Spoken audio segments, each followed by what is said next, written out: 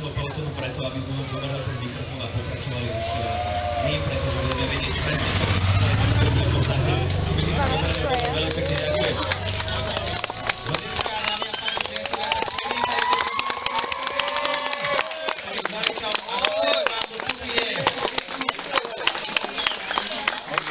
Jakub Petrani.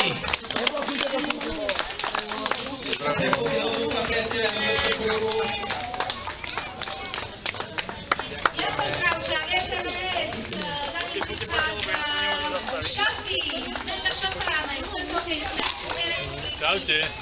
A v škole nie ste? Nie. Jak to? Máme po škole už. Á, tak to máte dobre potom.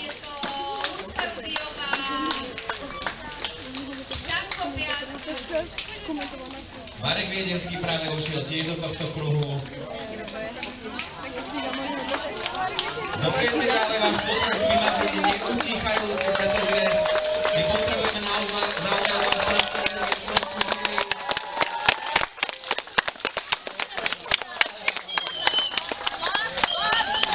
Ďakujeme za malé občerstvenie, ktoré je tu pripravené na stolu, takže priatelia naši v dresoch, môžete sa na to vrhnúť.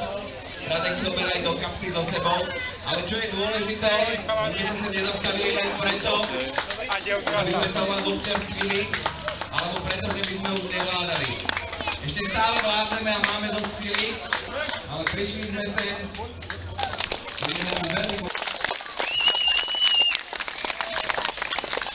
Janko Fusek, Úpeľok v Trenčianskych Tepliciach, plná penzia, all inclusive, všetky procedúry v hodnote 800 eur, ktoré vám daruje Združenie Parasport 24.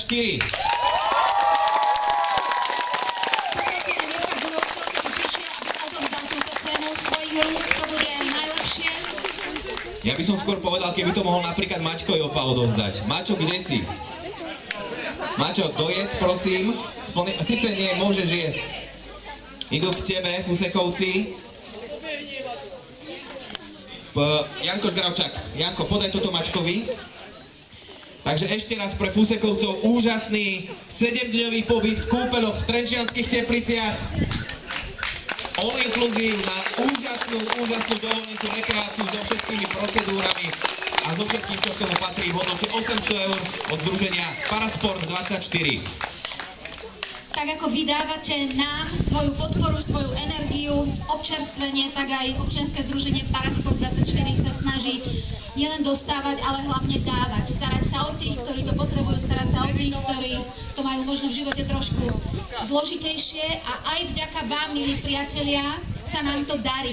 Vy, decka, ktoré sa tu teraz na nás pozerajte, aj vy dospeláci, ak máte doma internet a ste na Facebooku, budeme vám veľmi vďační, ak si na Facebooku nájdete Parasport24 a ak nám dáte na našu stránku like, pretože z vašich lajkov sa potom stáva veľa lajkov a keď máme veľa lajkov, tak vtedy sa nám otvárajú dvere aj k takým spoločnostiam, ako sú napríklad Kúpele Trenčianske Teplice, ktoré sú potom veľkorysí a môžeme prostredníctvom nášho občianskeho združenia rozdávať darčeky.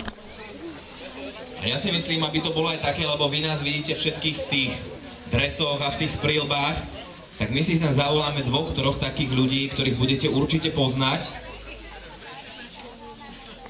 Janko Mečar, neboj sa, nejdem ťa volať.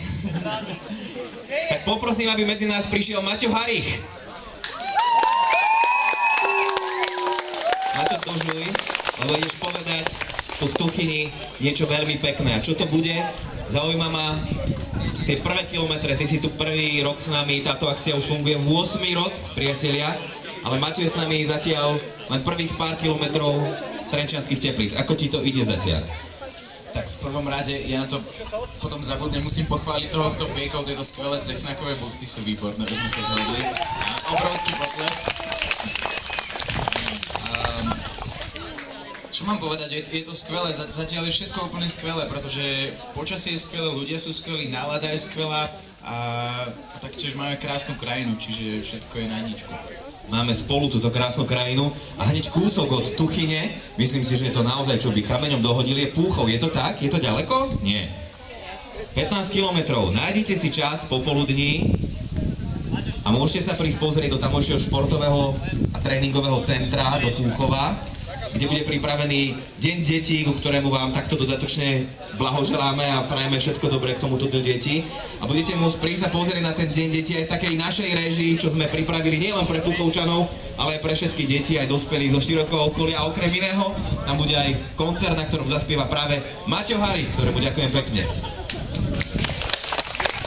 Z rôznych kútov Slovenska a prišli sme sem aj ako zástupcovia rôznych televízií. Máte možnosť vidieť tu ľudí zo slovenskej televízie, z RTVS, z Matky, z Jojky. A súčasne s ním na toto naše malé pódium prichádza aj ďalší hokejista, úžasný Marek Viedenský. Akurát telefonuje, pozdravujeme Hovor, ktorý je na ceste teda odtiaľto. Ríšo, kedy si bol naposledy v Tuchyni? Myslím, že som tu prvýkrát, takže mám fantastický zážitok z toho, že sme sa takto mohli stretnúť a ešte pri takejto fantastickej akcii. Čo hovoríš na tú úžasnú podporu? Pozri sa na tie deti, oni normálne, keď povieme, že na pokyn, tak ti zatlieskajú. Deti, veľký potlesk poprosíme!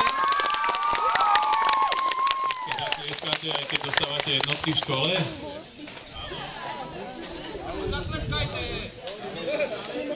Keď príde pani učiteľka do triedy, tiež tlieskate? Takto? Ukážte, ak tlieskate, keď pani učiteľka príde.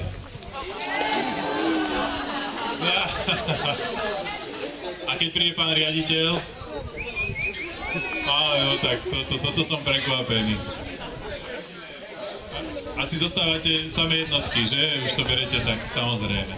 Dobre, tak myslím si, že na budúce budem vedieť, čo sa mám opýtať. Dobre, príjemný deň.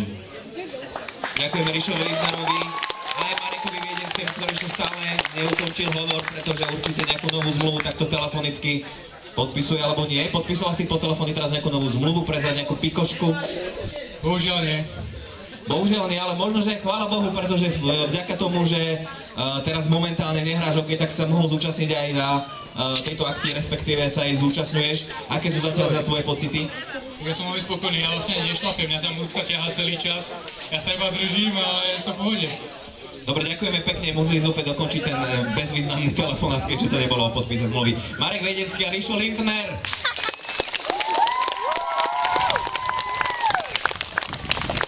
A poprosím, aby k nám na toto pódium prišiel ako jeden z posledných hostí v rámci hovoreného slova aj predseda Trenčianskeho samosprávneho kraja Jaro Baška. Najprv pozdrav s pani starostkou. Jarko, Tuchyňa tiež patrí, tak povediac, pod tvoje krídla v rámci Trenčianskeho samosprávneho kraja. Čo ty hovoríš možno na tú atmosféru? Tu je to úžasná, pravda? Viete, vy dnes medzinárodné deti, ale v Tuchyni, poviem to, máte veľmi dobrú pálenicu, že? A to, čo hovoril Ríšo Lindner, že nešiel dade to, ani raz Ríšo išiel, si ti to pripomeniem, keď si išiel na bicykli hore cez Červený kameň na Oršťanské podhradie, hej, takže Ríšo tu už bol predtým veľakrát. Keď sme dnes prichádzali do vašej obce, tak niektorí ľudia hovoria, že Tuchyňa, to je tá obec, odkiaľ pochádza Jožo Tuchyňa, že ako bývalý minister som bol, že nie, tak ste si trošku aj vydýchli a chlapi mi hovorili teraz, že keď sa mal prísť Tuchyňa vtedy, keď bol ministrom, zabili nejaké 3 prasce tu v Tuchyni, že? A potom v nedeľu ste tam zjedli a v pondelok bol odvolaný. No viete, ten minister to málo kedy vydržma. Ja chcem naozaj